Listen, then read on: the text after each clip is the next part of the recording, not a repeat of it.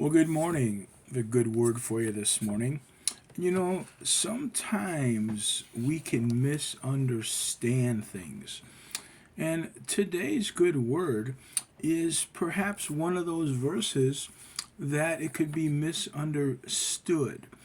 It's a simple verse. I'm sure you're familiar with it, but we need to make sure we understand it.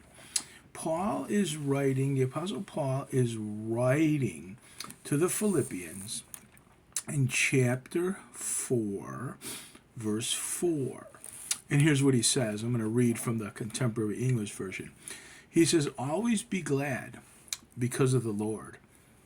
I will say it again, be glad." Now, what's interesting, the part we could misunderstand, is always be glad.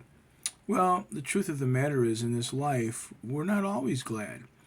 But see, what's interesting, it doesn't say be glad because of our circumstances. It doesn't say be glad of our situations. It says always be glad because of the Lord. So often the misunderstanding is we want to be glad, we want to find joy because of our situation and our circumstances in our life. But that's not what this says. This says always be glad. And the reason we can always be glad is because of the Lord. He loves us like no one else can or will ever. And then Paul repeats it and says, I will say it again, be glad.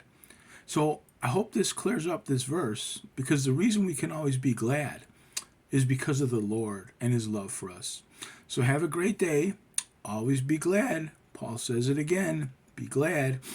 And when you understand it clearly, the reason we're glad is because of the Lord. Have a great day, and remember, God loves you.